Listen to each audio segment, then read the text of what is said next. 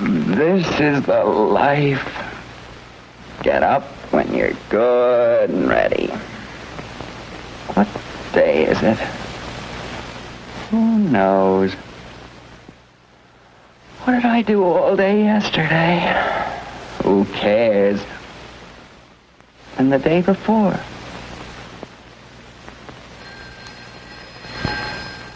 Must be one of my friends. Good evening. Good new week to you.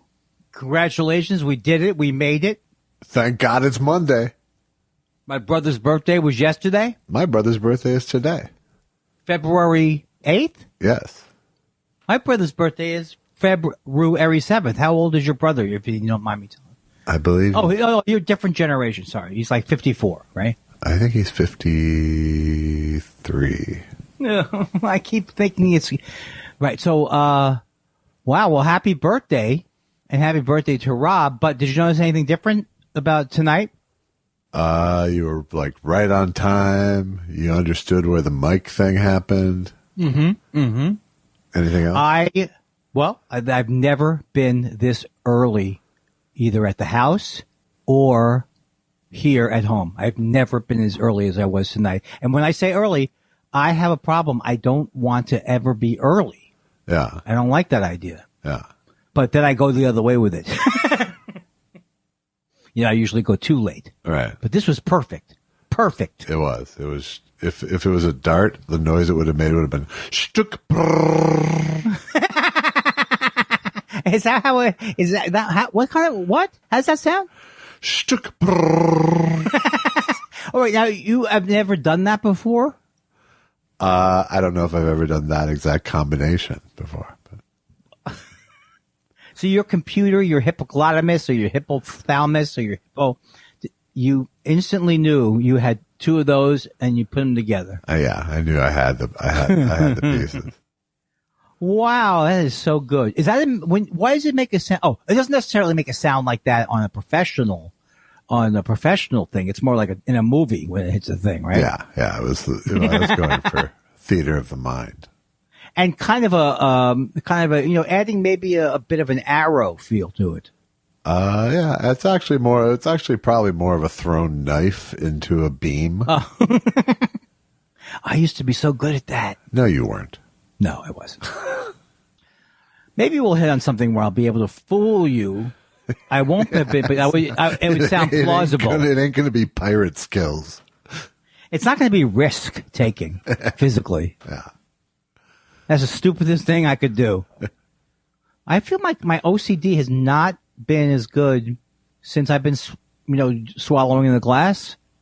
I feel a lot more anxiety. I don't know what it is. Since you've been swallowing the glass? Yeah, in my glass act. I said it a little bit wrong. I'm sorry. What are you used to working with a polished troupe? Honestly, if I could have given you anything and gone towards what you were talking about, I would. You would have done it if you could have got. Yeah, I should have given you some kind of clue. But why don't you go take that over to Jeremy Piven's acting family? What's his called? The Actors Gang.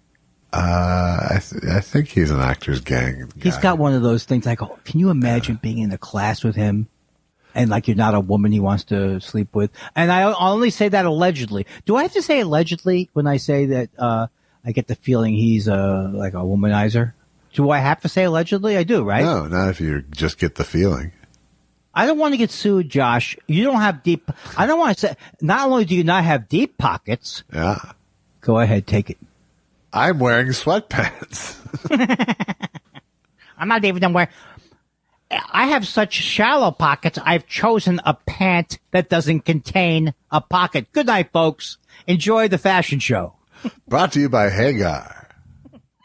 Enjoy Fashion Week. Hey, Josh, it's Fashion Week again. We've never been able to be on a show where I could turn to you or you could turn to me and go, well, it's Fashion Week, Josh. That's true. And I never even knew what it was. I never really knew what it was. And it meant there was going to be a Navy joke. Or am I mixing two events? I think everything comes back to a Navy joke with you, so. Yeah, but what does the Navy do twice a year? They come home and... They're on shore leave? It's Shore Week.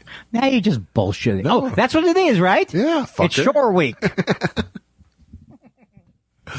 You know what's so funny? It's not funny, but part of my thing was I thought I should be like a talk show host. But then every time I've had any time doing something like that, I just hate it. Yeah, you were, in fact, a talk show host.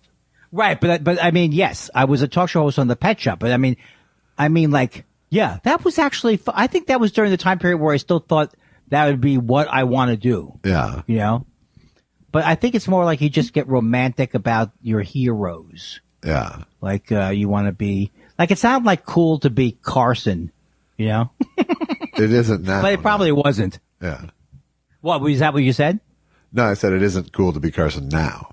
No, but I mean, it's more like that time period, like the 60s and drinking a lot. I don't know. I mean, it's like both Letterman and Carson, what they have in common is a deep unhappiness about them.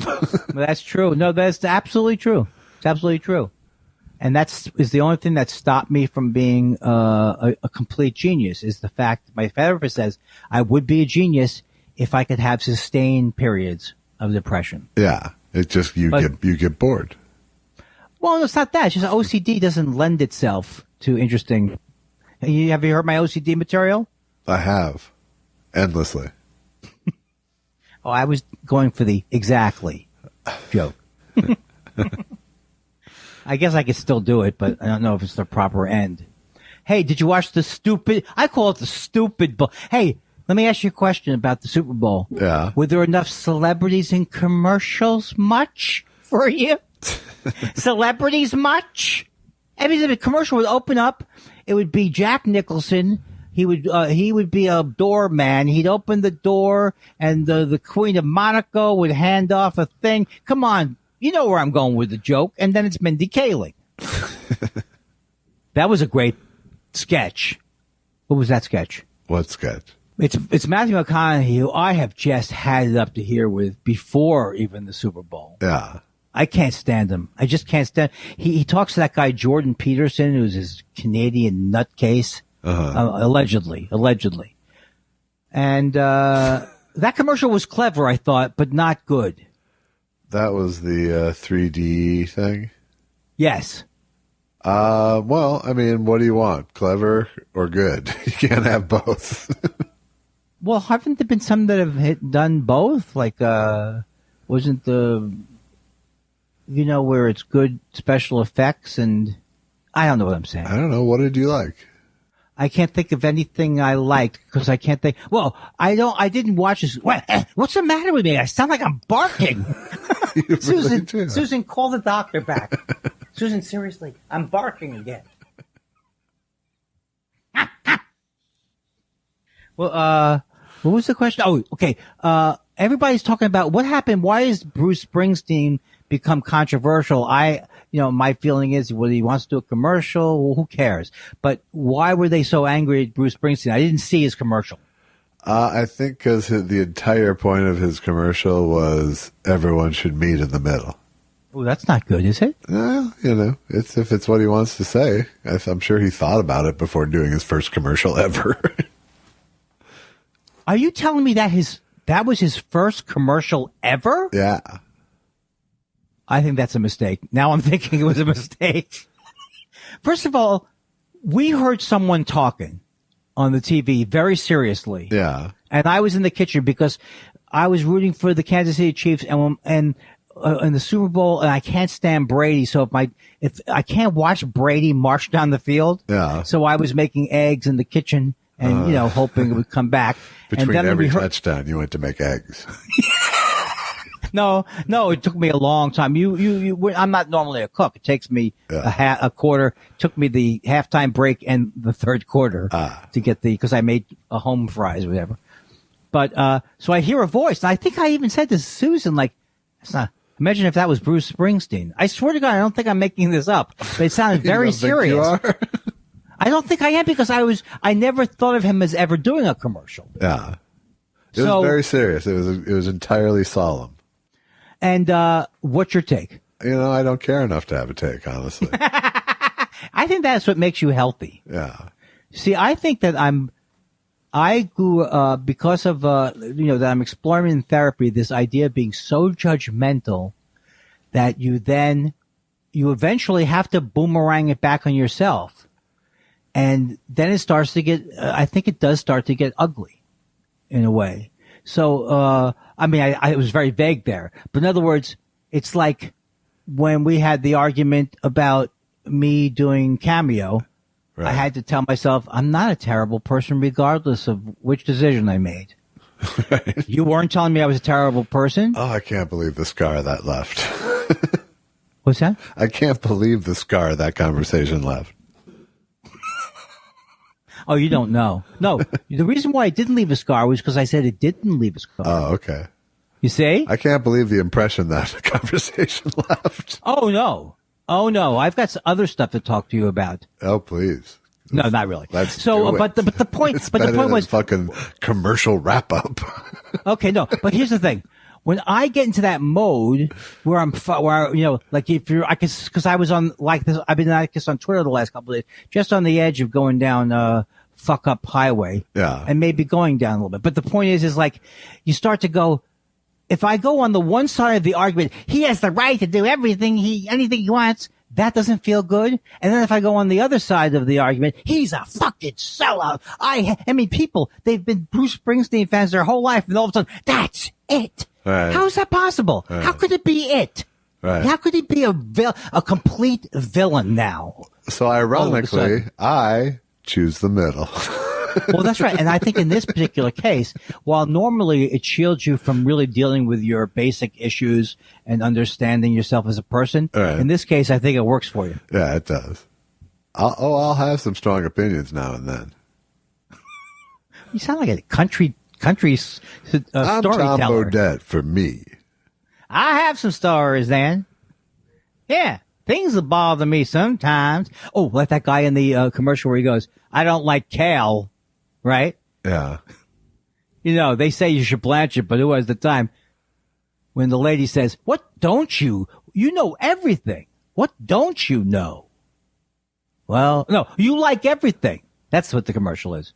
You say yes to everything. That's the commercial, Josh. Yeah. You say yes to everything. How bad is that commercial? That person should not have been paid. Oh, no. Let's not circle back for it. No, I'm circling back.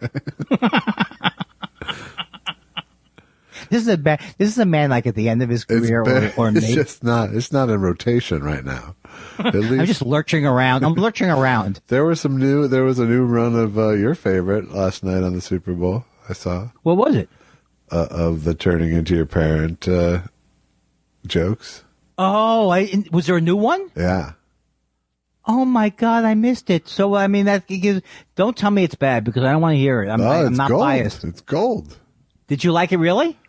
Yeah. I mean, it was clearly from they did a shoot where he just said 1,000 things, and now they're using them. And, oh yeah, that's good. I just feel the thing is I really feel like excited for him because I've always thought he was funny, and when I did a shoot with him, I wanted to even use him. I mean, everybody thought he was good, but I don't want to say I discovered him, but I just think he's hilarious. That guy, Bill, yeah. the lead. You should not say that you discovered him because you were cast in a thing with him. No, I didn't. I was saying I didn't discover him. I know, but I am. I just have the energy of that. Yeah. I'm very proud of myself. You're just. I'll give you credit for being an early adopter. That's true, but the thing is, I guess anytime I display behavior that Jay Leno wouldn't, every time I display like generous behavior as a person, yeah. I feel that's very unlike a stand-up. Sometimes, like a lot of the people in the biz who are just tell me more about me. Yeah. So it makes me feel like, hey, I was rooting for another guy. Maybe I'm not so awful. Right, but then you pat yourself on the back out loud about rooting for another guy, and you kind of ruin the whole thing. Yeah, that erases it. Yeah. It erases it. I'm not saying it ends up good. It's like I used to bust my mom when she used to go, I was good. I didn't say blah, blah, blah. Well, you just did, Mom. Your mom talked like me? She did, yes. This is how I can deal with you. Sexually?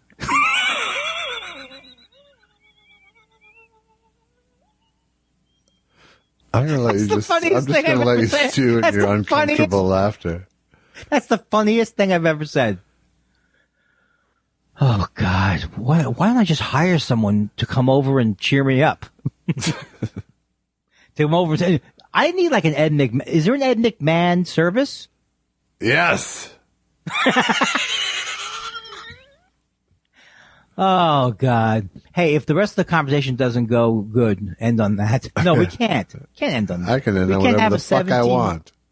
Oh, look who did this, and the other thing happened. Mister, I think 2 Jews, 2 mics, 2 hours is the fucking ape law. My God, I think you're starting to. I can't think of something funny to say. Yeah, see, this is why 2 hours might be too much. Do you think people are unchamping at that bit? I don't know. I mean, I just don't think that. I've never had anyone complain that we were under. Well, look, I keep waiting for the hammer. You know, I keep waiting for the hammer to. What is it when something negative can happen? A hammer fall? Yeah, but that's not it. It's the other shoe to drop. Sorry. Yeah, on the hammer. Why did you just repeat what I said? That's not helpful. I said waiting for the hammer to, and you said waiting for the hammer. Yeah. You knew it was wrong. No, it's right. If we're at an auction, it's true. But waiting for the other shoe to drop, and now I forget what the topic was. Right, and what's the first shoe? You know, the thing is, if I don't have dementia, which I don't think I have. Why do you keep saying that over and over for 5 minutes? Because every 5 seconds I can't remember. I can't remember. As soon as you start to have the energy on a Friday, like you're going to bring up something that the letter implies some previous show. Yeah. My mind goes completely blank. I can't remember a thing. I don't know who I am or where I am. Right. And that's what I'm worried about. But I think it's anxiety. But who cares? It's what they call anti-entertainment amnesia. Who calls it that? I think I did. I might have come up with it. So, did you enjoy the game at all? Not really. It wasn't good. I made some ribs and ate those while I was watching, and I enjoyed that. Oh, that's so good. And I don't have to like Tom Brady, even though everyone. Hey, I just don't like him. I'm never going to like him. I don't like anything about him. You don't have to like him. That's right. That's what I realized last night. And this is the issue with everything. Oops. I popped out the headphone. The issue with everything is, if I'm comfortable with my opinion, what the fuck do I care? But I'm not. So that's why Twitter's not good for me. Yeah. But eventually it will be good for me. But I realized that I would rather watch Mahomes any day of the week than watch Tom Brady. I've never enjoyed watching him. He's got to play someone. You wouldn't enjoy watching him play. No. I agree with you 100%. Yeah. In that way, he's the best. He's my favorite person in football because I always love to root against him. Yeah. And the fact that he almost never loses makes it even more fun when he does fuck up. I honestly don't have a lot of hate for the guy. Right. But it's untenable to root for him. Yeah. There was a lot of, I almost wish that I listened to a couple of sports shows or something or read something because there was a lot of anger there between the two teams. And it was like more than usual, or there was a couple of things that were weird that I would like to know the backstory on. Well, apparently Brady texted apologies to the guy he was really in the face of. Oh, that Matthews, I think. Yeah. And what happened there? I don't know, but it sounds like it was Brady's fault. Oh. But Matthews got called because it was against Brady. No, but you know what's interesting about what you're saying? I felt that when I was watching it because he went over to the referees. Him downfield. Yes. I think I love that there's a woman official. I love it so much. Yeah. It makes me happy. Okay, good. Is she doing okay? I guess. You told me that last night that women don't have the necessities to officiate. Yeah. You know what that's from? Well, it's sort of Jimmy the Greek. It's Jimmy the Greek, or whatever he said. Yeah. Or Al Campanis. Yeah, but just that was that. Yeah, Jimmy the Greek was really on a roll there when he talked about how we would breed them for their athletic ability. Yeah. I got to walk that back now. First of all, Jimmy the Greek, what kind of reputation did he have to begin with? Greek. I love these bits I'm doing that are 70, 80 years old. That's right. What kind of name is Y.A. Tittle? That's all I got. That's good. Who was the first sports hero you were cognizant of? That's so hard to tell because I was cognizant pretty early on. Maybe Matt Snell, no? Cognizant of. I think maybe my first winning person was Joe Namath and Matt Snell. Yeah, but Joe Namath, you were like 12. I know that's no good then. So I think it was like Jim. I think I was like interested in Jim Thorpe. Okay. But that was like from a book. Yeah. Who would be my favorite? It wasn't Ali though. Muhammad Ali was later or around the same time. Well, I was thinking today because Spinks died this week. Leon Spinks died this week, and that was really like the first big heavyweight fight I was aware of. Oh wow, that's so cool. I mean, sad that he died, and I was depressed. I mean, I knew who Ali was before that fight. Right. I think that's the first time I actually watched a fight. And were you excited? I think I was excited just because it was supposed to be exciting. Yeah, it was. Yeah, but also, yeah, it was an upset. Yeah. But that wasn't. Didn't you ask who your first hero? Just like, you're cognizant. Who's the first sports hero you were who's the first sports figure that you could have named when you were a little kid? Could have been Frank. It could have been Frank Gifford, maybe then. Yeah, probably. And it was Y.A. Tittle. Because for me, it was Fran Tarkington, I think, or maybe Rod Carew. Right. So then the baseball equivalent would be Mantle for you. Yeah, Mickey Mantle and Yogi Berra. That's why I was so thrilled when I did get to meet Yogi Berra. I didn't get to interview him on camera, but just to sit next to him. Yeah. He's literally like an inch taller than me. Yeah. He's like it's amazing. You can't tell because he spent his career crouching. He was I loved him too. He was a hero when I was a little kid too, because I loved him and how funny he was. Yeah. And I don't remember how that grew on me, or that became a national thing. Everyone knew about it. Yeah, everyone knew about it well before you were born. No tennis early, no bowling, it's baseball, and no basketball early. No Dick Weber fantasies. I would say to redo the question, it would definitely have to be Mickey Mantle. Okay. Because he was the greatest player, maybe he was the most famous player of that time. Right. You know? And I do remember watching him play. And I ended up hating the Yankees, of course. Sure. Because they're like, I like you. They're like Tom Brady's in pinstripes. They were, and also maybe worse in a way because my grandfather, who I still think is so funny, that he was my age mentally, and he would torture me about the Mets. I don't think they're gonna win. No, I mean he was like he was not talking he wasn't talking down to me or communicating at my level. This is what he liked to do. He was literally taunting you. He was taunting me. Yeah. And it was if you're a Yankee fan, it was easy to taunt people. Sure. And then my other friend, who is Kenny Gordon. You know Kenny Gordon. I don't know Kenny Gordon. You do. Wait, he was at the wedding. Nope. Kenny. Think of the Kenny part. Okay. Kenny. Food. Portland. Oh, yes. Kenny of Kenny and Zooks. Yes. Kenny of Kenny and Zooks was a childhood friend of my brother. He would torture me about how great the Dodgers were and how they lived in L.A. and he was going to end up in L.A. I mean, it was like people enjoyed torturing me, or maybe I was easily torturable. I think it's that because I kind of like it too. I know it's easy to get me going. Yeah, because I'm easily.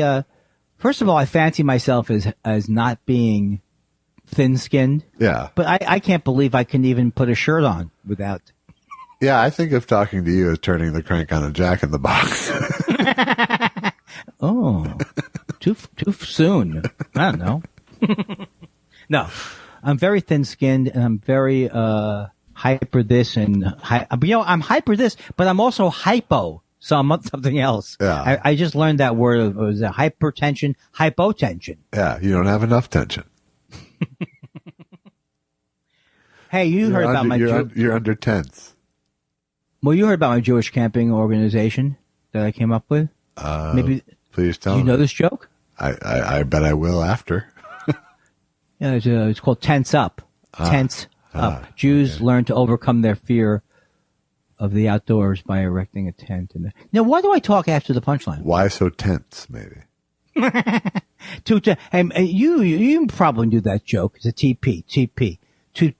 These jokes I can't get out of my mind. Why do you ask two dogs fucking? Yes. Well, that's actually great. Yeah. But why do you ask?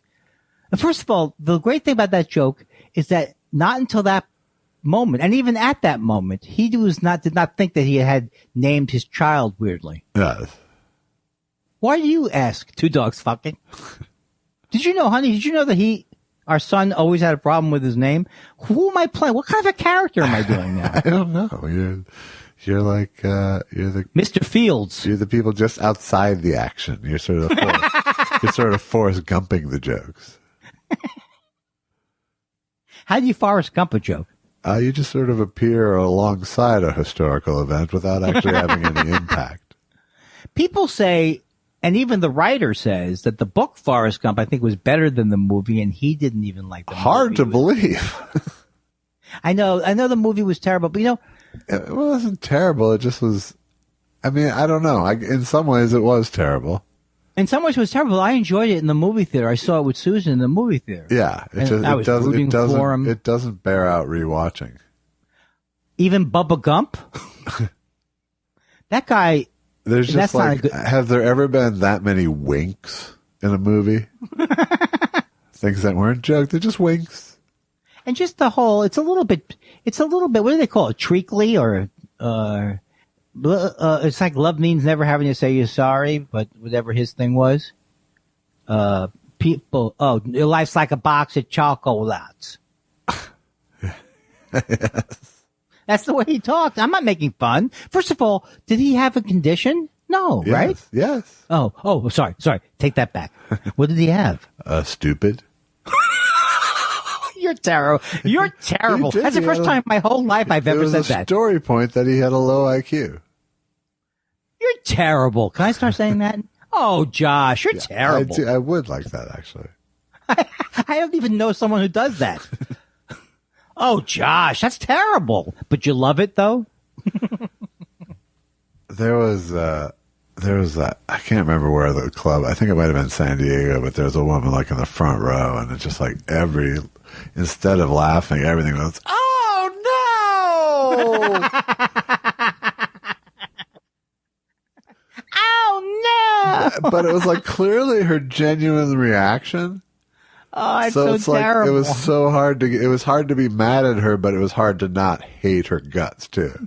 She was up close? She was like front row. She was ringside. Yeah. Oh no!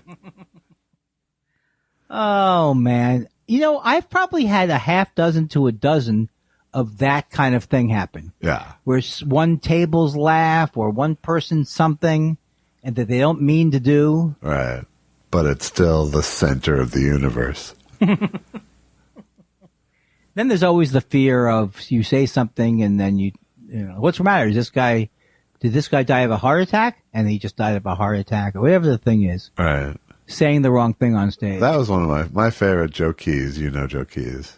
Yeah. I probably even told the story, but when I was probably 17 or something, we were on the road and we were in North Dakota, and he comes on stage and someone in the front row is wearing sunglasses and, well, a little bright in here for you? She's blind.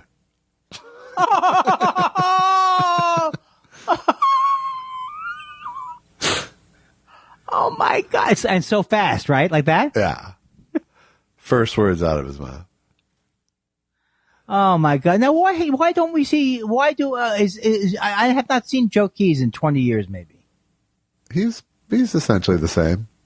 Okay, where does he live? I'm not certain actually these days. He always wore nice jackets and clothes.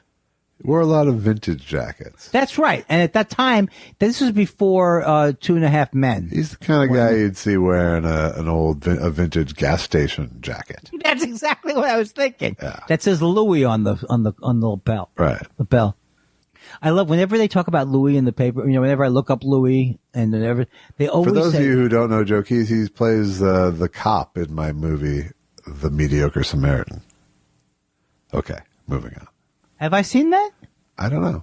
Probably. Why did you never tell me about that? Short film with Dave Higgins and Joe Keys and I have to see it again. Mark Fight. I don't have a memory. It's on YouTube. I'll send you a link after I hang up on you. Can I get a YouTube? Can I? Okay, sorry. No. I forgot what my whole thing with Joe Keys was. Is it worth me trying to extract it? No, not when I'm about to hang up on you. No. We wanted to know about France and the dimension of France in I guess I would say 1980. We went to them and paid them a lot of money to do this research. They came back to us telling us France, in terms of the fame of Jerry Lewis and how a country feels about him, is number 8 in Europe. Number 1 is Belgium. Number 2 is Italy. Number 3 is Germany. Number 4 is Spain. Number 5 is the Netherlands. Number 6 is Romania. Number 7 is whoever that is, and number 8, France. 7, I think, Czech Republic or something like that. That the mail from all of these places is 3-1 to France. When I did my concerts in Germany and Italy, I played to 25,000 people at the stadium in Berlin, and there were 25,000 people outside. I had to do another show for the people outside. When in Germany you get a laugh, they stamp, they go crazy. France is number 8. It's incredible. And when I go to France, you wouldn't believe what goes on. I mean, I can never walk anywhere without 500-600 people following me with children and dogs. This will not be interesting to you, but I find it interesting to me. I don't know why I introduce things interesting or this is going to be a great story or whatever, but I noticed that I had to do and this is just a name dropping. I did a Bob. Did I mention I did a Bob? There's 2 ways of doing it. Did I mention I did a Bob's Burgers yesterday? That's one way. Yeah. I don't know did you ask me if I'd done a Bob's Burgers recently?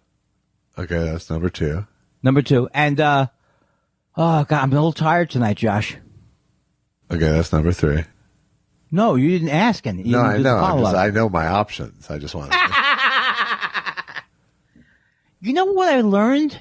You know what I learned a couple of days ago? I learned that they've actually raised the pay for voiceover sessions. Yeah. Hey, Josh, did I tell you that for this whole time, I thought I was just getting scale plus 10% for Bob's Burgers? Yeah. But I found out that I'm actually getting $7,000 to $8,000 per episode? Yeah, that's great. How many have I come up with so far? I think it's over for me. It's over. Yeah. It's over. Yeah. But why did I bring it up? You went into number 4 and then just went with it. But why did I bring it up, though? Because you wanted to tell me you were working and had money. Oh, I know why. Because I was so scared, because I have to do it from my home, and thank God, Jack bought me the SM57, and you bought me the cord. Yeah. So now I was able to do it, and it sounded really good. But there was a gardener out. There was and I was so worried there was going to be a gardener. Susan goes, I think it's the gardener tomorrow. So now the gardener starts right during my session, and they can't hear it. My point is, the shore is pretty direct. What is it called when it's like you got to be kind of on it? Yeah, you really do. That's good. I like that about it. Yeah. Yes, I could normally do my voiceovers. Did I tell you I used to extensive voiceovers? In general, always remember that Tuesdays are bad audio days in our neighborhood. Is that true? Yes. Yeah. Why?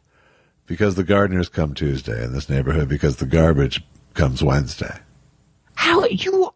Look, I've told you this before. A, you're a genius. B, you've got a Columbo-like understanding of the neighborhood. Also, I have a gardener that comes Tuesday. Oh, I thought it was something you'd figured out, like the weather. It is. I mean, it's not just my gardener. That's what I figured out. Isn't that amazing? Both you and Susan are like aware of things like when things happen on specific days. Yeah. Oh, I never told you. This had never happened to me before. I for the first time saw the turkey in the straw guy come right by me. Oh yeah. I bet you heard him coming first. I heard him coming first. But why would that guy not be in an asylum of some type? How could you? I don't know. Does he have earplugs? But literally every day throughout the pandemic, he's been coming by.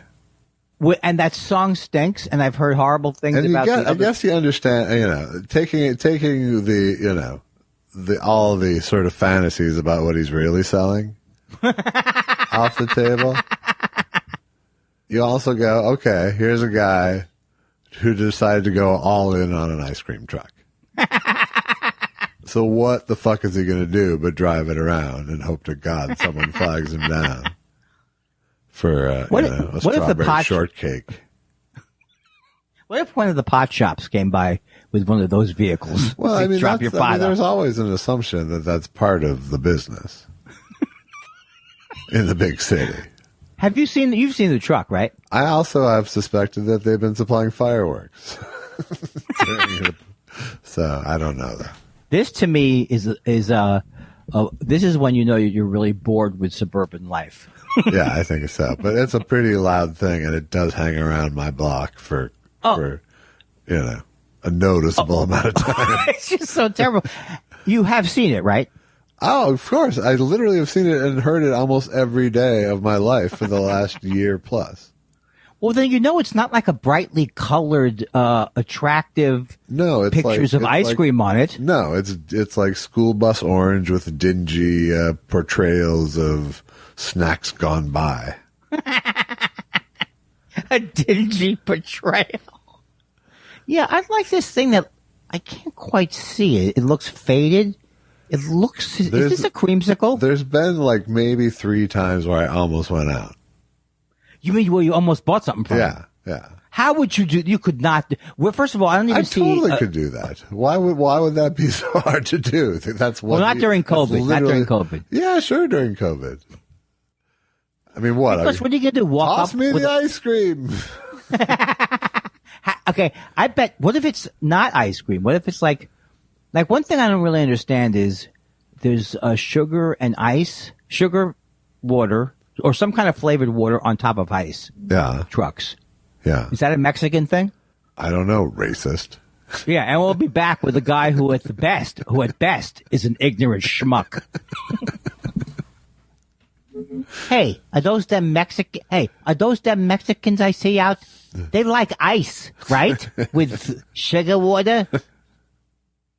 That's why they came here, right? Right? I'm not saying anything. I think it's adorable. Huh? The people I like least are people who are upset about people coming up from Mexico. Or anywhere. Taking all our stuff. Yeah. Or anywhere. That's right. But that one really bothers me since this was part of Mexico. I don't know. Don't even get me. Oh, I did want to bring up the fact that it's a little bit. Has it affected your mood to see how obvious it was that Trump, what he did, and how horrible it was? Has it affected my mood? In other words, like it's made Susan and I a little bit enraged. Yeah, I could feel it more in Allison today. I feel like I've peaked already. That's probably good. With my rage. What I felt, the one good thing I felt was like there was a White House reporter talking from outside the White House about the impeachment hearings today. And in my head I went, but he's not in there. He's not in there behind her. That's true. That's true. I felt so good about that. I think that's true. I still mix it up whenever they say that. Yeah, no, it's hard not to. I think it's always. That's why Biden's not making himself a part of this at all, because he just wants it to happen and end. You know. Well, that's right. But I have to say that I'm not going to gripe about anything he does, because what's the point? And I'm so relieved. But he does seem like he gets slightly annoyed at things that I don't think you should get. Like, I'm not going to watch it. I got a job to do. Yeah. That kind of thing. Why can't he just say the truth? I hope the guy gets fucking. The guy should get banned. I'm not. No, that's right. I guess he can't say that, right? He can't say what he hopes happens because that isn't impartial. He doesn't want to put his finger on the scale, I don't think. Yeah. But mostly I think he just wants it to not be a part of his world, you know? Right. But it has to be a part of our world. It has to be. He doesn't want it stink on him when it's over. How could that happen? Well, I mean, if he decides to weigh in. Oh, I see. It becomes a part of the story. That can linger past the actual trial. You know? Yeah. Whereas he has a lot of business to get done with this Senate. Absolutely.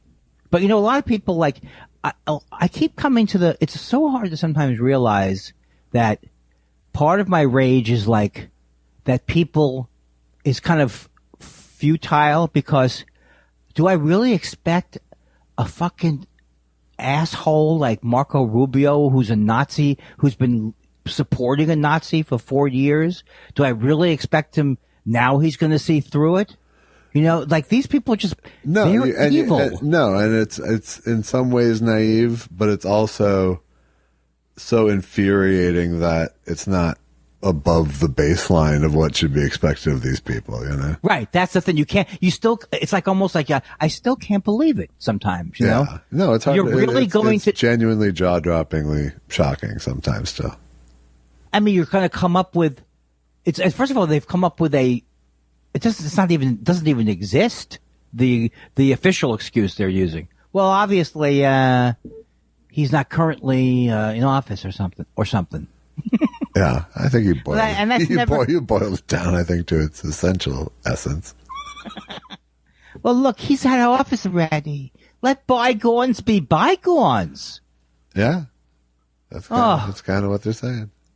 And I never cease to not get enraged at what violent, and it's probably the wrong word to use, enraged. These violent, I mean, I just can't. I still can't believing how fucking violent and horrible these people were. Yeah. You know, Susan was there, but Susan was there to document. Sure, of course. But wouldn't that be the most shocking thing you ever heard? It really would be. Makes me laugh. Wow, it makes you choke to death, apparently. I did. Especially if I tried to defend it. Look. Can you imagine seeing anybody there that you knew? No, I really can't. Well, the truth, by the odds, by the numbers. I can't even imagine following someone on Twitter that was there. I'm sorry, I'm cough laughing. That's okay. I think it might be time for me to cut back the sativa. You know, I've been smoking, as you know, so much less pot. Than what? Than is legally possible. Yeah. No, I think, is it still that you can't, I mean, I haven't done it yet. I've not left the dispensary with more than a pound of pot. Right. But is it still like you can't buy more than an ounce? I think that's the case. Unless I think if you have a medical thing, you can buy two. This would be such a good thing. This would be such a first world complaining problem, right? Yeah. I can't even believe I'm still alive and I have to go back twice. You're making me go back twice? I can only buy an ounce at a time. I have to go back every other day now. Oh, great. And you're counting edibles along with that? What is this, Nazi Germany? I don't know if they do. I think it seems like there's loopholes in how they can count stuff, but I don't know. Well, once I got a syringe, it's not like a shooting syringe. I told you about them before, but they're chock full. And they said, unless you had medical, I could only get one of those. Right. Yeah. This is a great story. And you still live with that scar. I don't know if I have do I have great stories or the greatest stories, as Colbert used to say. Right. I wish I liked Colbert as much as I used to, but I guess I don't like it. It's hard to get. Is there anything that you know that you watch religiously, talk show wise? No, I'm assuming no. Absolutely not. That part of me has died in some ways because of Twitter, mostly. Have you warmed up to James Corden? It's a party. Let's party. Yeah, I don't want to party at that hour. I have no desire for high energy. Yeah, that's the thing too. And I mean, in some ways, I kind of feel like the at-home shows were the appropriate tone for that hour. You're right. You're right.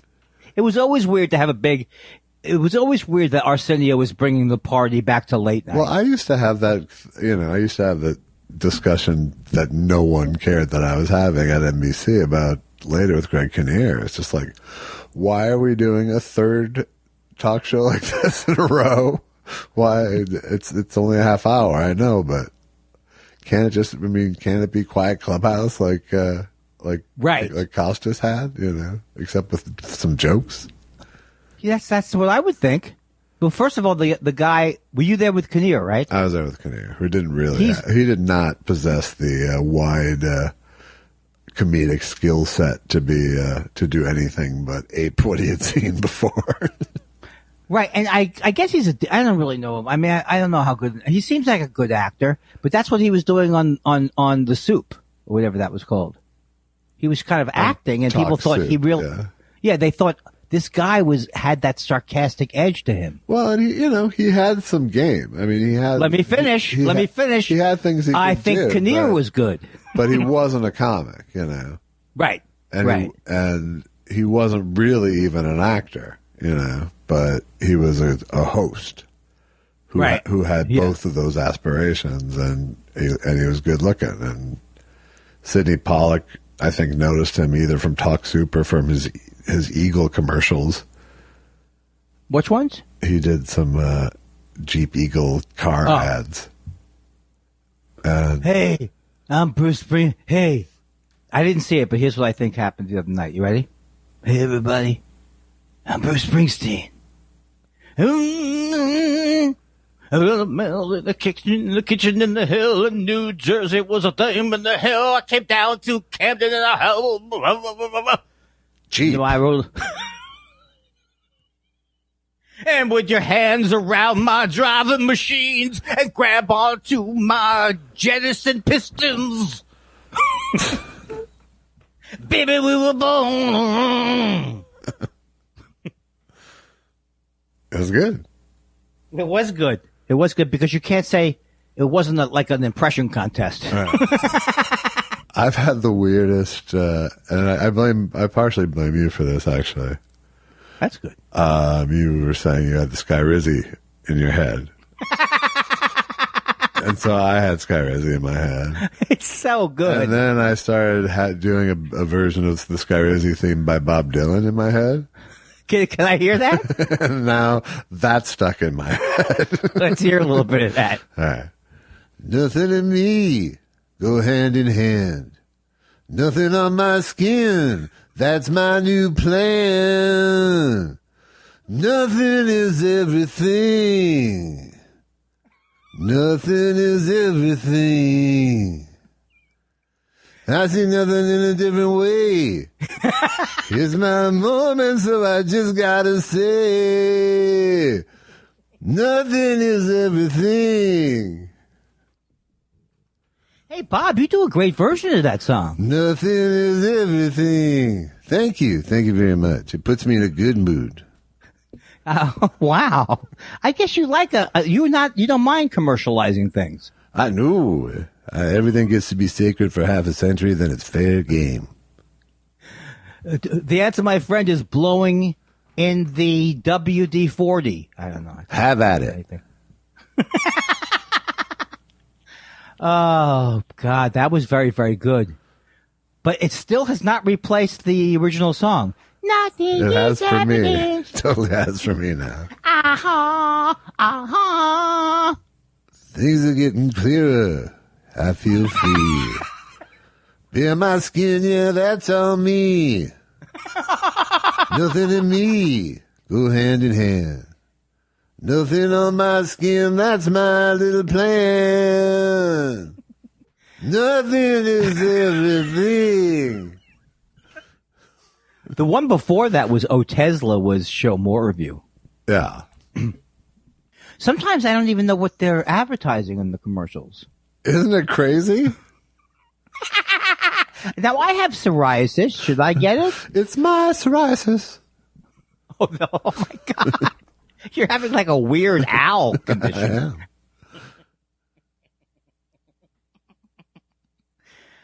Oh, you know, I never think I told you this, but when I was bartending at Denny's, and this guy was Which is just funny. It sounds so terrible, right?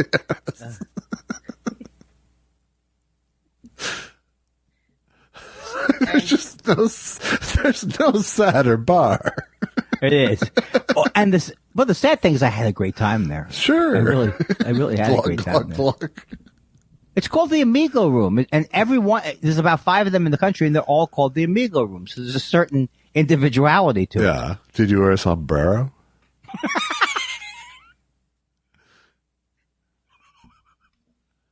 I did because just to look tall. Sure. Why was I telling that story? I was bartending in the Denny's. What was the topic we were on? I don't. The problem is you started it with, I don't know if I've ever told you this story. Oh, that's right. I don't know if I've ever told you this story. Oh, yes. Okay. Okay. There was a guy. I knew this guy, and he was had played with Frank Zappa. Okay. And he was a guitar. I never heard. What's that? I said I'm in. Okay. And he told me at the time that he had drug, like, I think he had, I snorted coke with him in Denny's. I snorted coke with many people in Denny's. So I think was that the Grand Slam 8-ball? It was the Super Bird. Hey, you want a Super Bird? And when I mean a Super Bird, I mean, do you want cocaine? As the Denny's bartender, what pairs well with the Super Bird? Remember, Josh, you must remember that I'm so old. These were the days where if you ordered wine, not just at the Denny's, but in many places, you had 3 choices. What were they? White, red, rosé. Right. Or it's sometimes Chablis, they called it. Okay.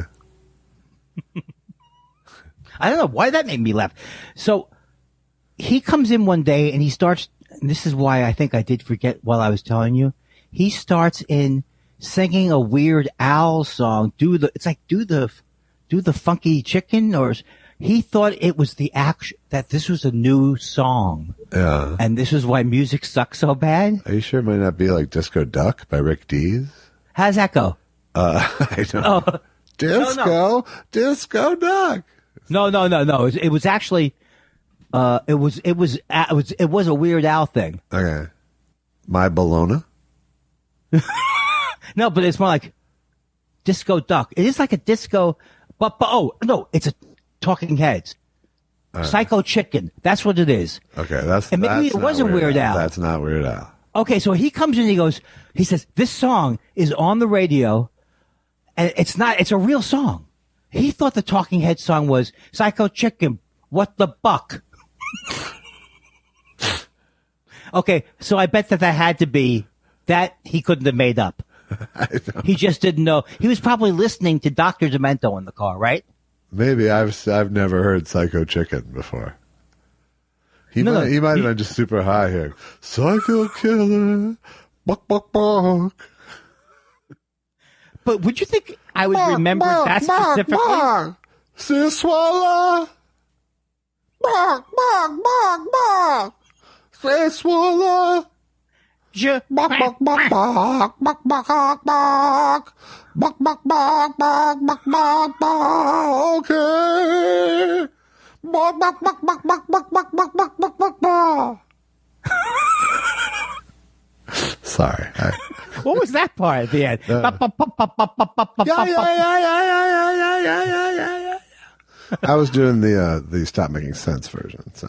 Oh, right. I'm meanwhile looking up. Psycho Chicken. What the buck? 19. What year is that? 1977 was the song. Was the Talking Head song? Yeah, but I was working at Denny's. I was working at Denny's in 1979. I was working at Denny's in 1979. Stop it! Oh, it is. Psycho Chicken is a plucked up Talking Heads parody, 1979. There you go. By a group called The Fools. Ah. The Fools. Ah. It's gotta be funny. But here's the thing. What was he on that he actually came in to the bar and didn't know he was a musician? I believe he was with Frank Zappa because I think he got tossed out for drugs or something like that. Sure. But how discouraged was he with music that he didn't know musicians notoriously have a terrible sense of humor, first of all. Oh no, he was very angry though. Yeah. He was like, can you believe this shit? This is the song. He goes, this is the song. It says, Psycho Chicken, what the buck? And I guess, you know what? This must have been before I listened to the Talking Head. I don't know what it was. Yeah. Or I was also on coke. Did I mention that? Well, I'm sorry. I was putting that together myself. Now, you know when I've talked about being on coke, that this is my character, Andy Kindler, did this. Yeah, sure. Yeah, not me. Well, I'd like you to meet my character, Statute of Limitations.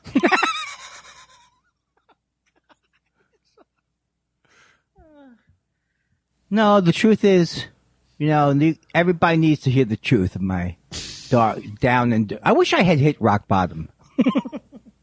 There's still time. There's still time. Oh, well, that we know. Well, I'm not talking about career-wise. Beep, beep, beep, beep, boop, quank. You know what, though? I know this was a painful experience, but all of these years, I never looked it up because I would remember it periodically. So it was almost like, did that happen? Did a guy really come in? And he goes, there's a new song and it's serious. Oh, he hated disco too. Yeah. And this was during disco, I think. Sure.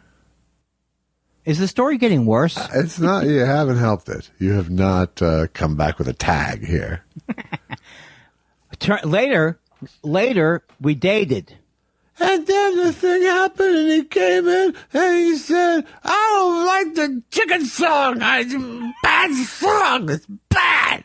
I don't like it at all. And then I did some more coke off the bar, and then I had a grand slam, and then I went to sleep because it was 4 a.m. and my shift was over.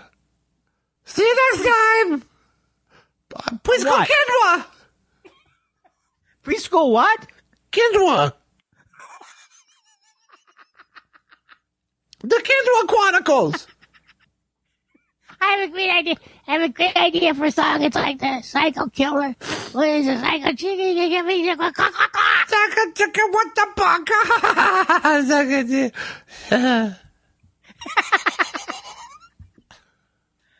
Oh my God. Hey, Mark Cuban did something good, I think. He did, sort of. Oh. Why was it sort of? Well, I mean... I can't stand the guy, so I thought this is the one... Well, he stopped playing the national anthem at his games, and now they said, okay, you have to start now again. Oh, they did? Yeah. Oh, they barred him from doing it. Yeah. Oh. Now that they're letting people back in. To the stadiums? Who likes that stupid song? It's a terrible song. I please, people. Get over yourselves. Yeah. Well, I've stopped playing at the beginning of our show. You know what? I get a lot of letters. Why aren't we doing the Pledge of Allegiance before the show? Yeah. The comedy Pledge of Allegiance. I pledge allegiance to the to the spiral. Well, before I hang up, Andy. Oh, okay. I just want to say that you haven't asked me about my dog at all this week. Thoughtfulness? Everybody tells me to be more thoughtful. Well, I'd like to be more thoughtful. If I only knew what it meant. Why should I worry about being thoughtful? What'll it get me? In this world, it's every man for himself. How do you go about being thoughtful? What do? Every time I try, I only make things worse. Is there some particular method of being thoughtful that works every time? Yes, everywhere you go, people talk about thoughtfulness. Well, just what does thoughtfulness mean? How does it fit into your everyday life? Why do I have to toggle? I toggle so much. What's wrong with technology? In the old days, you had a knob you turned up. It was easy. Everything was simple. Now you have buffering. Now you have, I can't think of one more word. That's good. You had a good run, though. How's Clyde today? And I only ask because I got burned. You burned me on Wednesday. I didn't feel guilty. That was the great You shouldn't. part. I didn't That was the ask great about part. Clyde. I didn't ask about Clyde. He's doing good. I just, the reason I'm a minute late getting back to your on time text. Barely on time. Barely. I was rushing. I almost killed Susan, making sure I got in by 2. I was I have to carry him outside and in, so. 'Cause Oh. he's not allowed to do steps. He can walk, although it's, Oh, he can walk once he's outside? he can walk, he can pee on his own, he can poop on his own. He still walks like a drunk, but he can walk.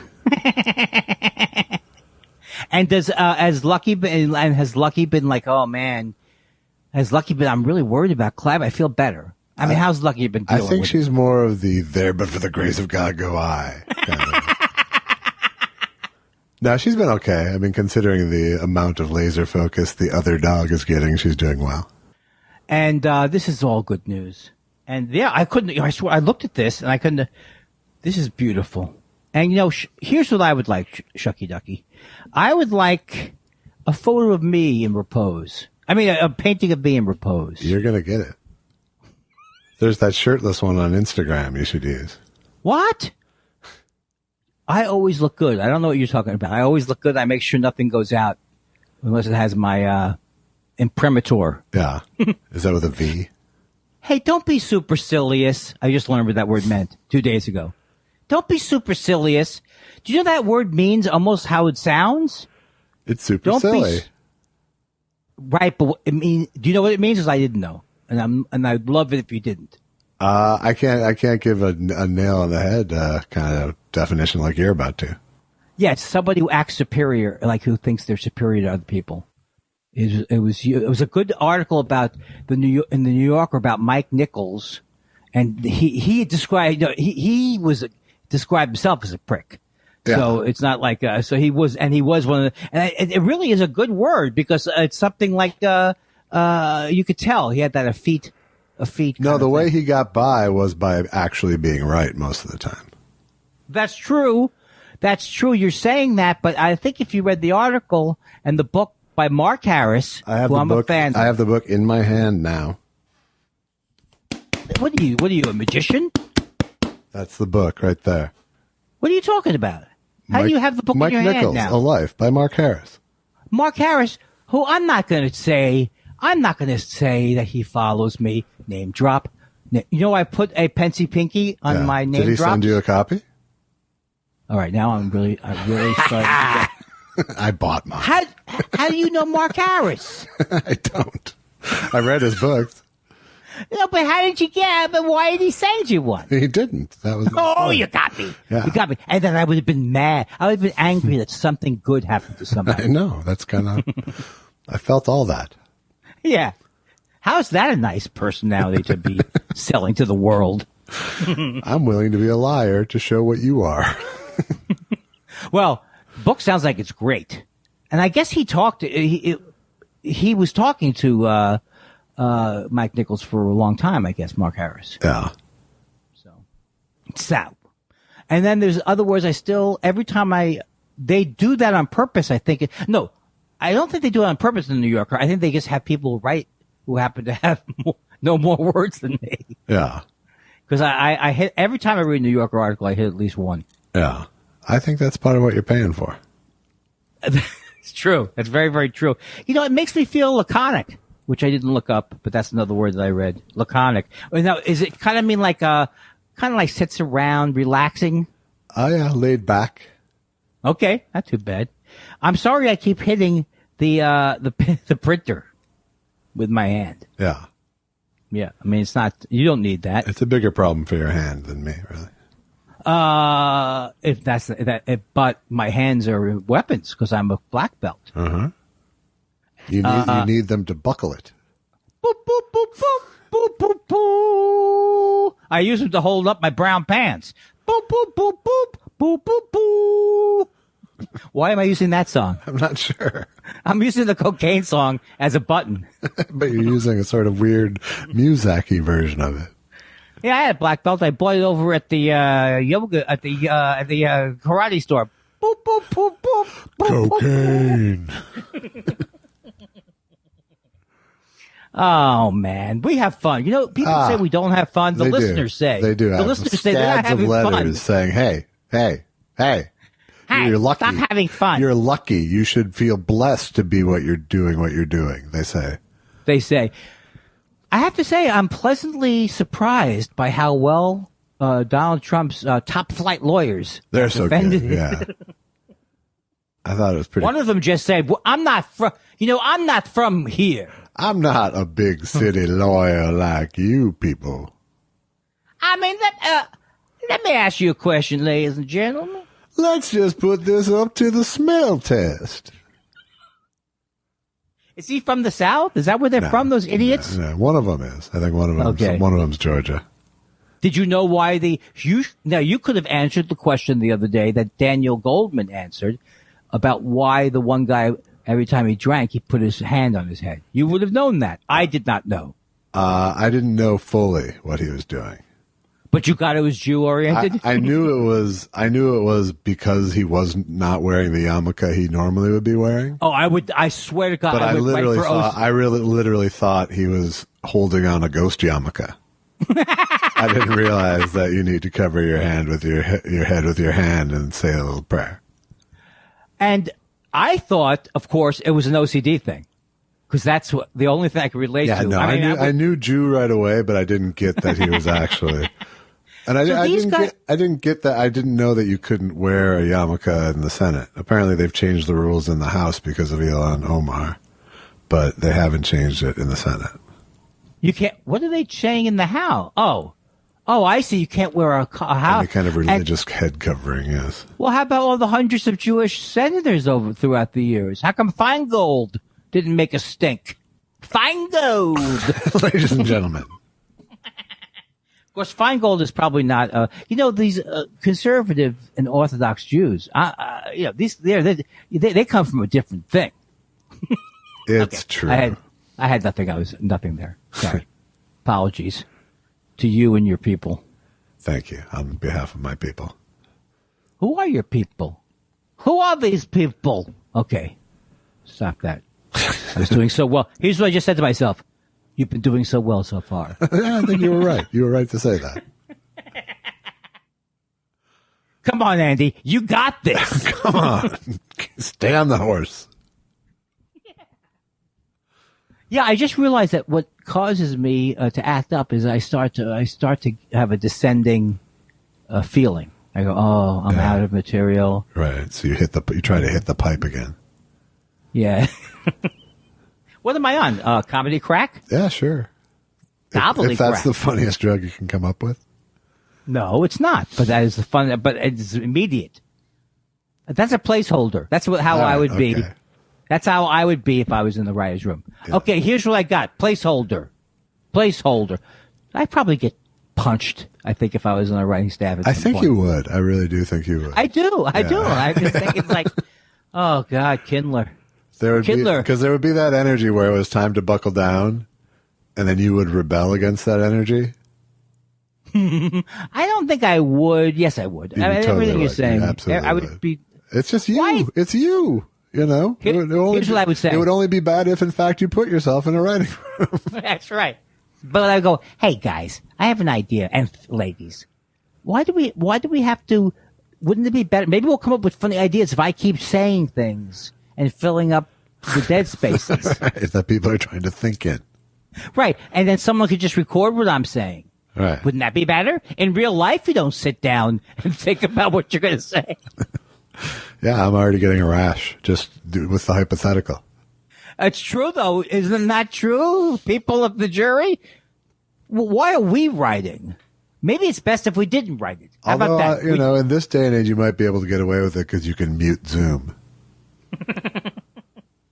Hey, Don't get into. Are we never going to hear from Tubin? Is Tubin gone forever? He's gone from my Zoom meetings. I'll tell you that much.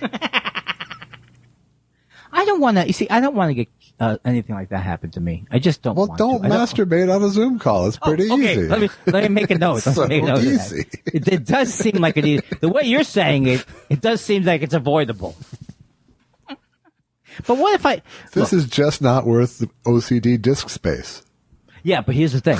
My fear would be, what if I started to masturbate and I didn't realize I was doing it? And then the Zoom rang.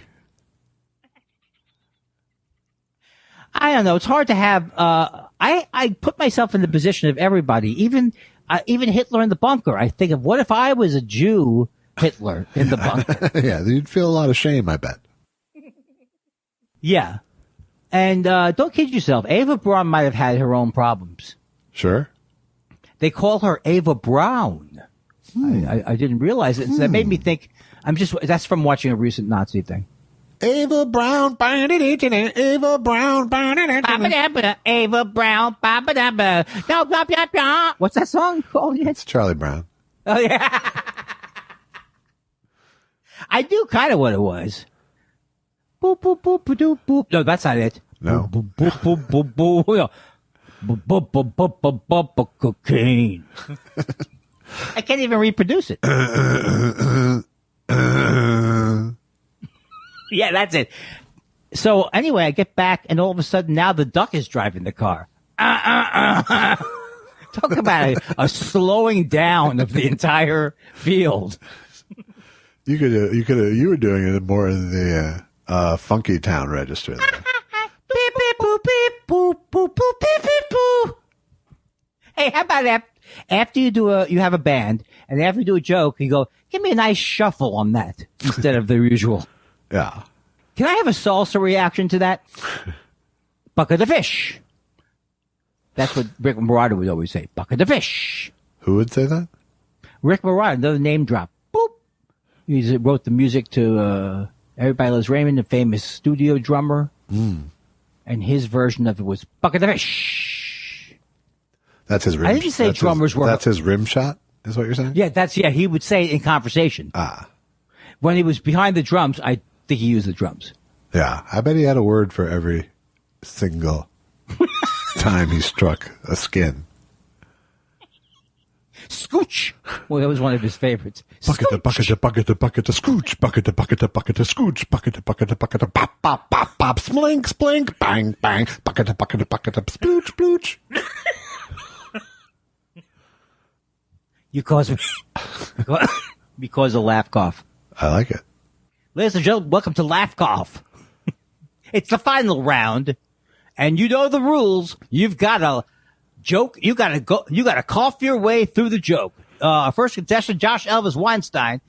What happens to the sock in the dryer? Take it away, Josh Elvis. I don't know. Who knows what happens? I almost think I might have to take an expedition into the dryer while it's running to find out. We are on a roll. We are. That's what I'm saying right now. That's what I'm saying.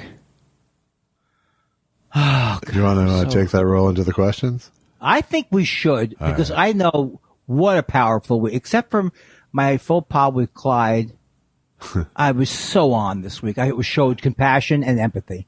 It's compempathy. It's compempathy. But I forgot you had a dog. Yeah. Or that you were married. Or that you lived near me, I found out. Dan Wade says, hey, guys. Hi, Dan Wade. In Test Show 195, you casually asked if Lou Reed was Jewish.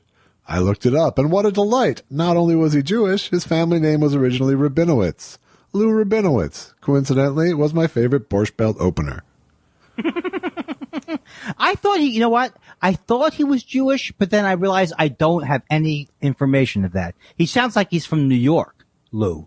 You know? Yeah. Well, I think Lou Reed, I think we can say he's from New York pretty much. Right, but I always, as growing up, I would often mix up. No matter where he grew up, he's New York, man. Right, but I would often think of that as Jewish, New York. Yeah. How you doing? I'm a Jew. Well, they didn't say it like that. I wonder if he was observant. Did you know that Lou Reed? This is a total true fact. You could never see him on Saturday. Never, or was it Friday? What am I trying to say? What night can't they work? What night can't they work? Friday night or Saturday day. Yeah. Well, does that mean you could book Saturday night? Yes, if it's after sundown. All right. So summer gigs are harder. All right. Well, send me some brochures and I'll see if I like it. If Judaism is right for you. No, not just Judaism. Orthodox Judaism. Gotcha. Zuvid says in some sort of verse form here, it's why do we never get an answer when we're knocking at the door with 1,000 million questions about hate and death and war? It's where we stop to look around us. There's nothing that we need in a world of persecution that is burning in its greed. Just saying, says Zuvid. Wait a second. You don't end one of the world's epic poems that I've ever heard with just saying? Then it must not be one. I mean, you didn't see at the end of J. Alfred Prufrock. Anyway, just saying. What did Robert Frost say? Footprints on a snowy evening. Just saying it. Just my 2 cents worth, he says at the end. Tweet Bahara 3 says, Josh, thank you for doing what I'm sure is a lot of work to select and include the little bumper clips each week. Must be a pain to research and edit them in. So thank you. I look forward to hearing what you've found every show. Thank you, Tweet Bahara. Did you write this to yourself? I don't know. I think, maybe you could have written it once. I know. Again, all I could think of was that I forgot about Clyde. Right. I don't appreciate Josh enough.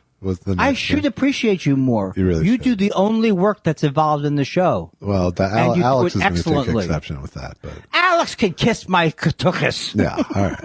No, I'm into what he's doing. What does he do again? Don't pull at that thread. No, what does he do again? Okay, sorry. I'm sorry. I don't think I'm a good person. I'm in therapy for that. And my therapist says, you know what? It's been 4 years. I gotta say I agree. I agree with that. I agree with your negative thoughts. You should be, she said this to me the other day, you should be harder on yourself, she told me. Right. If anything, she prefaced it. If anything, yes. Can you imagine? Yes, I can. I could see Eugene Landy. I could see you being gaslit by a terribly evil psychiatrist. Yeah, because there are evil psychiatrists. Sure. Just ask Brian Wilson. Do you know who Bob Duback? I know, Eugene Landy. Do you know who Bob Duback is? I do. He's a very handsome comedian from the 90s. Yeah. So he says, can anybody know any Jewish comedians out there who can read this thing and tell me if it fits? And I thought he was joking. Yeah. No. He was looking for Jew tutoring? Yeah. So he DM'd me and he goes, oh, it's 60 pages. He's going to send to my email. Boy, will his face be red when I don't read. No, I'm going to read it.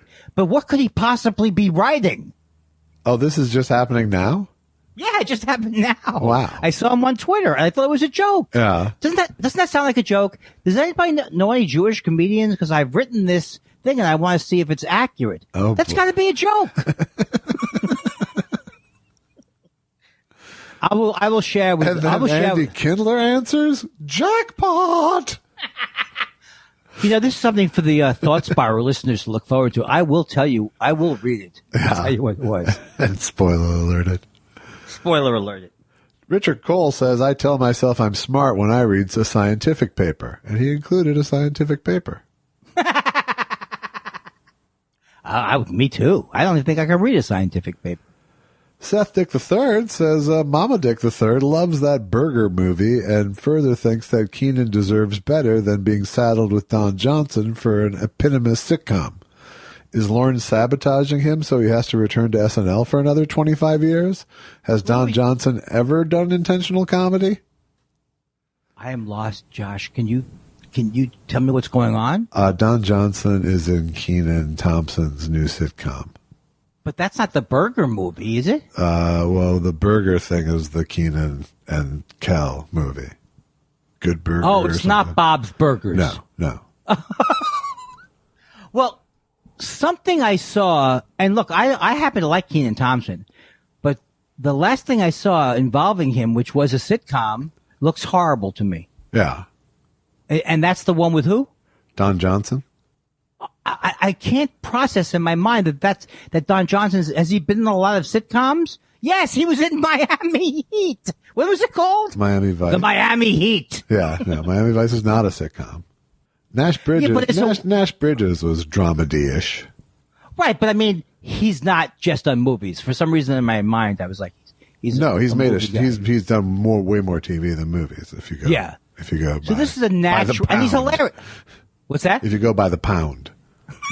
So, but you don't say, but do you say when you see him, I know he's going to be funny in like a buddy thing? No, probably not. I think he's playing the dad of maybe his, I don't know exactly what he is. But watch I have it to because say, you're friends with him. You're friends with him. I personally like Don Johnson. That's right. Because he was in my movie and gracious enough to do it. That's right. I didn't want to go further down this road. And I don't even, but it's not his fault it looks bad. And he's a fucking jillionaire, by the way. He's just got a shit ton of money. But you know, he actually, you know, I've told this story before. He's like the most star feeling person I've almost ever been around. That's so cool. But not even because of anything he's really doing at this point. No, but he just has had the whole thing. There isn't like a kiss the ring sort of thing about it. No, but he's just cool. He's just, probably. He's plenty happy to be Don Johnson. Wow. Well, but I don't know about the movie thing though. What's the movie part? Maybe there is no movie. No, they're talking about, he's talking about the new Kenan sitcom. Oh, it doesn't look good. Yeah. Well, it's a sitcom on NBC. How good is it going to be, really?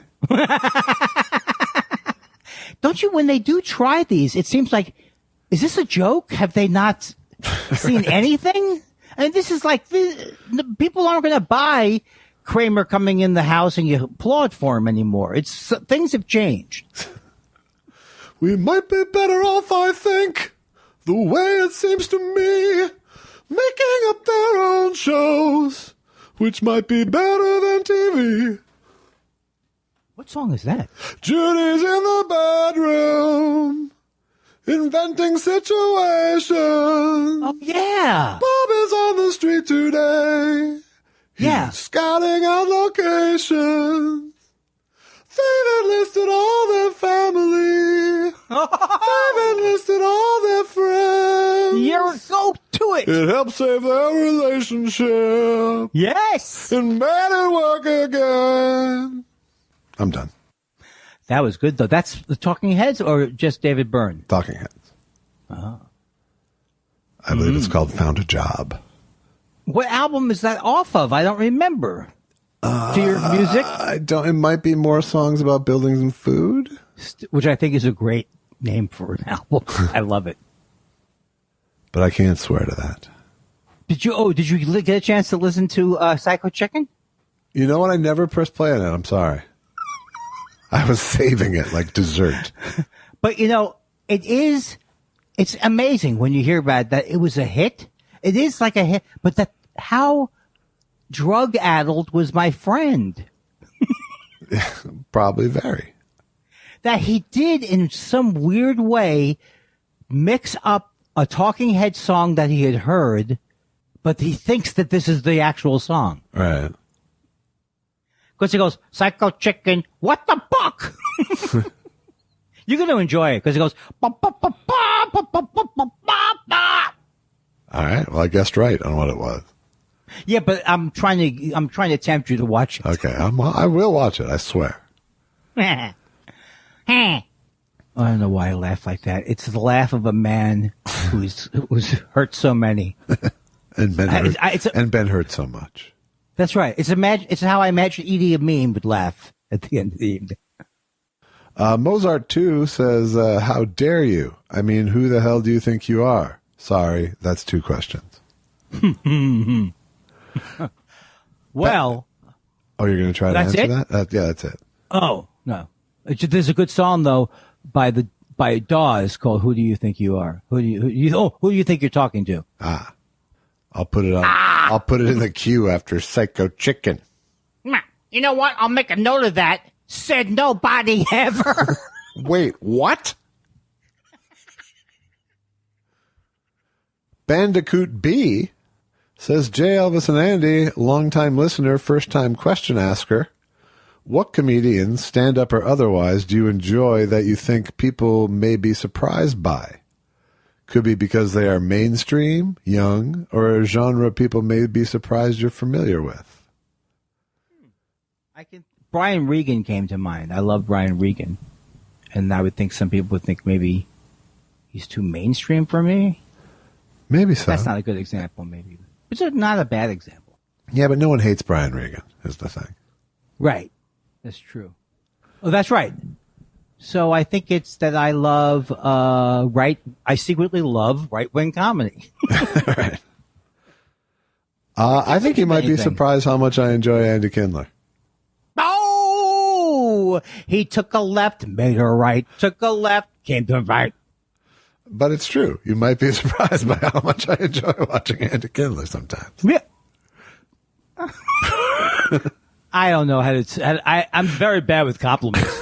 No, I mean, it's not a good compliment, but I'm just saying that when it comes down to it, if I'm in the audience and watching you, I'm generally laughing. Well, I not always that. for the right reasons, probably, but still. Wait. I have a new one. Ready? Wait. What?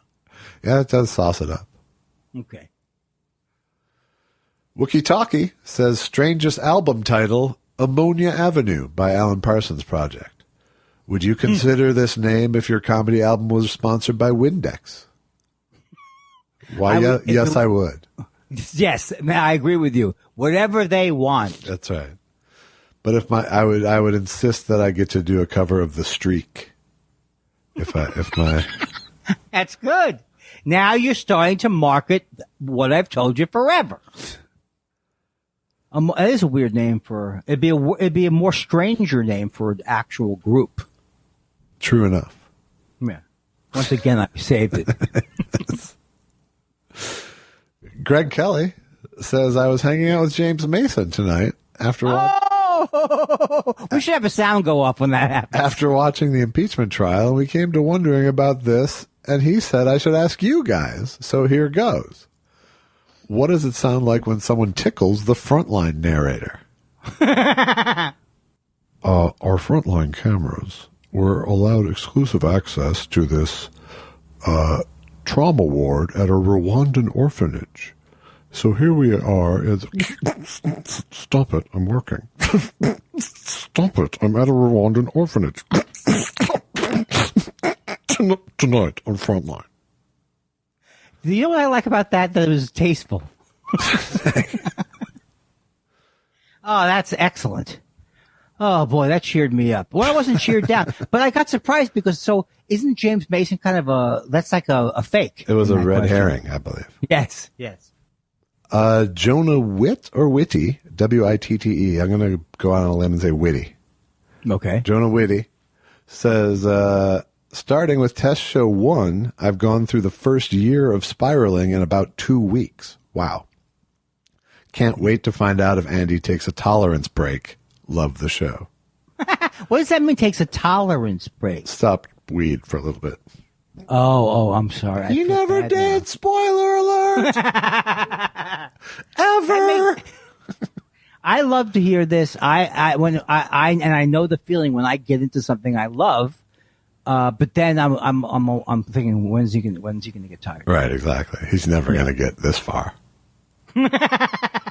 That's why I tell people start at 60. What are you, nuts? All right. Jordan Maywood says, are you aware of boxing chess? Not really, no. What sport and board game would each of you combine with an eye towards beating one another? I would go Risk and Tetherball. Because you're tall? Sure. What's the risk part mean? I just think I could beat you at Risk. I don't think you have the patience. I don't even know how you play it. Exactly. Is it a game of skill, though? Sounds like it is, right? Strategy. There's strategy involved. All right. I would use backgammon. I can't think of anything. We'll go with your answer for both of us. Stephen Elton Yates is here. With a double shot. The first is a question, and it's the Mohs hardness. I'm going to MOHS. I'm going to say the Mohs hardness of a mineral is determined by observing whether its surface is scratched by a substance of known or defined hardness. Mm-hmm. Fellas, any favorite childhood vacation memories? I only have one, but that was a good one because I was really I had the answer to the most thing. Yeah. We went to Montreal. That was our, except for me going to summer camp, going to Montreal was the big family trip for the world, the Expo 67. Yeah. Which is pretty weird considering how important Montreal became in your life. That is weird. And also my sister went to Montreal when she was 16 and made those albums. What? Sorry. So, I believe that Canada is really my love. Canada is calling you. She's my mistress.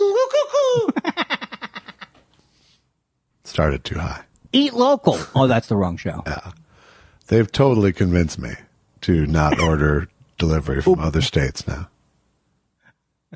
They do. Don't they make it seem like it's some kind of charitable drive? It does, yeah.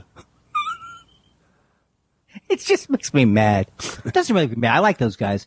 I mean, I don't like when they're doing those characters. It seems like the characters are old. Did you get that? I don't know. That's the problem. That's the problem when you start with a character that's already 15 to 20 years younger than you. Yeah, you can't win. When you come back 30 years later, you look a little old. See, the Hosers could come back and you wouldn't care. Exactly. They were old then. Exactly. They were ageless. And that's a note to you young kids when you're coming up with your catchphrases and your hook lines. Make it something that's timeless. Here's Stephen Elton Yates with a very good message. That is, I was almost to the point of buying a Kindler Cameo when I remembered I could just go to Buy Me a Coffee /Thought Spiral and support the show without the chazurai. Close call. And then he left us 10 fucking coffees. Boom. Oh my God. That is so nice. And he nails me. He nails me. You cut out the middleman. Finally. Well, thank you, Stephen Elton. And he brought the Yiddish to do it. Now, he's not Jewish. I don't think so. If he is Jewish, he's not playing it well. Right. There's no 3 named Jews that I know of. I'm J. Elvis Weinstein, but okay, whatever. Well, there's also David Ben-Gurion. Sure. And then Isaac Bashevis Singer. But let's stop and 75 more. And 3 million more. Paul Michael Glazer. But I see what you're saying. I understand what you mean.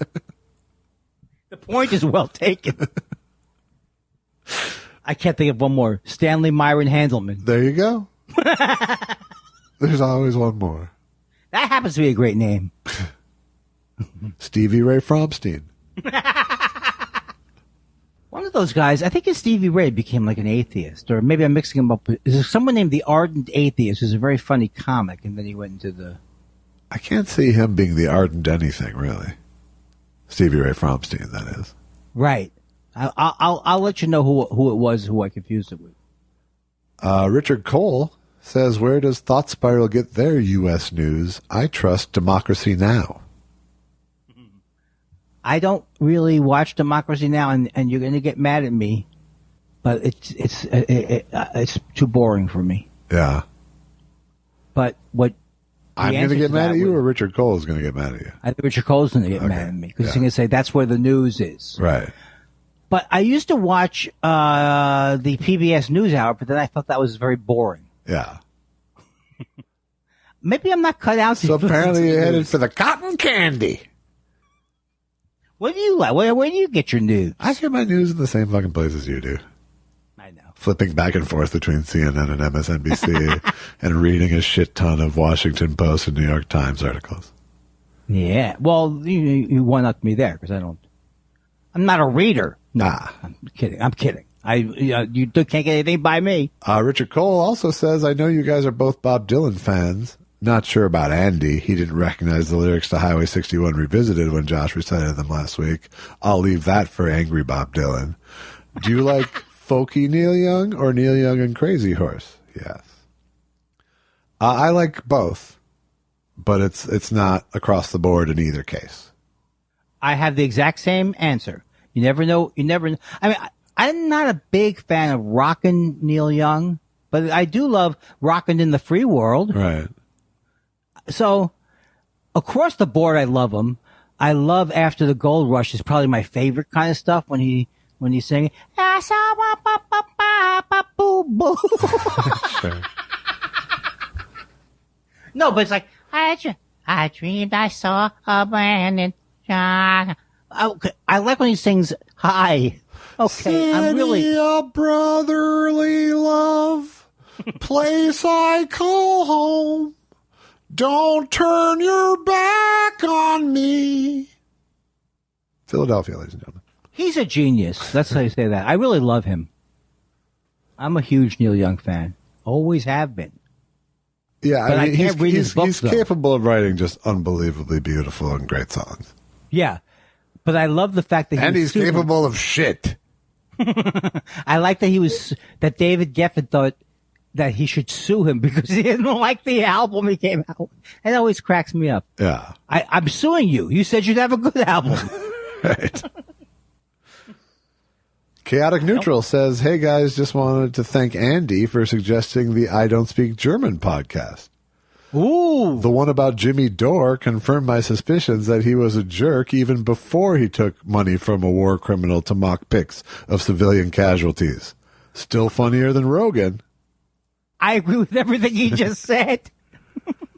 No, Jimmy Dore really gives a bad name to anybody who claims to be a progressive, or because he doesn't know what the hell he's talking about. Yeah. And I'm normally a progressive.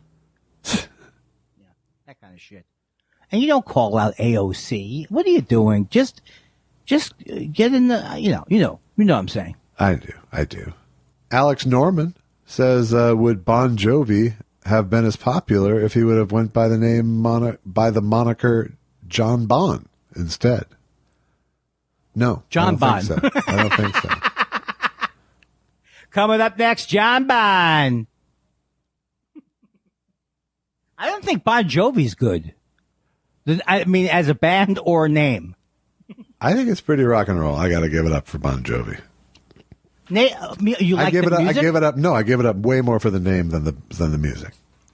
Now that you say it, because it has a little French thing going, right? It's just got something. It's got Bon Jovi. Ladies and gentlemen, Bon Jovi. It's got the same thing Van Halen had.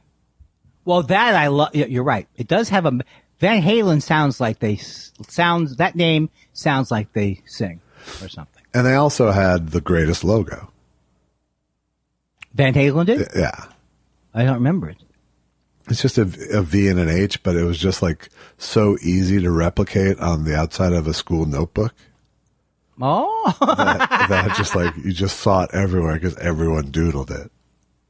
If I had seen it, it would have Like been odd. I mean, the KISS S's are the same. The SSS's, The SSS's. It's easy to make the logo on your notebook.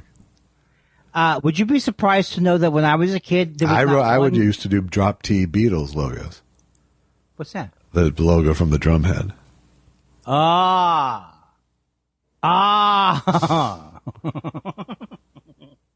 We were both, I'm sure, avid doodlers. Yes. I never found a doodle I didn't Until I started enjoy. smoking. That's true. That probably makes sense.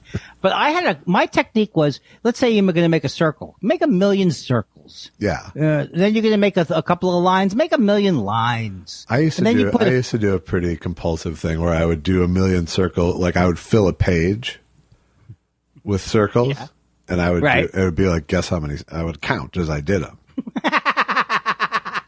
School was fun, right? And then it would be like a jelly bean. How many circles is this? Yeah, there's a lot of things you do to get through. Exactly. M. Ledson says, just have some love, fellas. There. Oh, right back at you, M. Bledson. And how are things? Here's me doing is just exactly how she sounds if you ever meet her. Okay. How are things across the pond? It's exactly how she sounds if you ever meet her. Hello, I'm Blensom. Hello, Andy. It's finally a pleasure to put a face to the voice. No, she knows what I look like. I had fun with her. When we had fun, last time I was in England, and I don't know when I'm going back to England again. I guess what I'm saying. Yeah, I don't know either. I'm not traveling. No, they have Kindler quarantine right now rules anyway. Yeah. Tom Brazil says in his autobiography, Elton John tells a story about throwing oranges at Bob Dylan during a game of charades. Given the chance, what kind of things might Bob throw at Andy?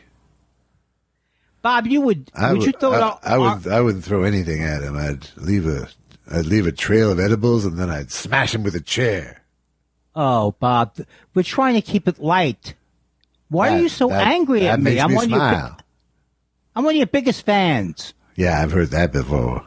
No, but I really am. Yeah? What's my last album called? What's going on? That was a bad guess. It's not called What's Going On. I almost hung up just to... Modern Times? I almost had Bob Dylan hang up on you. He's a good person to do it. You know what? We're actually out of questions. I can't believe it. I know. This is unbelievable. Alex actually wrote me this morning, though, requesting that we go under 2 hours, and this works out very well for him. Oh, is he saying it as a... No, he's going out of town, and this is okay. A little specious, I got to say. Not sure how the Wi-Fi is going to be, but to be sure, could you keep the show under 2 hours? I think it's a file size issue he's trying to sell here. I see. As opposed to the excruciating time put in listening to us. Well, you know what? Because I'm a team player, I really wish I could have hung up. Oh, I thought you were gonna. I was there for you. Yeah, but you know what? I didn't want to hang up before the plugs. Okay. Well, especially since Stephen Elton Yates did such a good job, why not be a Stephen Elton Yates type and head on over to buymeacoffee.com/thought spiral and support our show. Remember, I had a dog that had surgery last week. Oh, that's right. And in the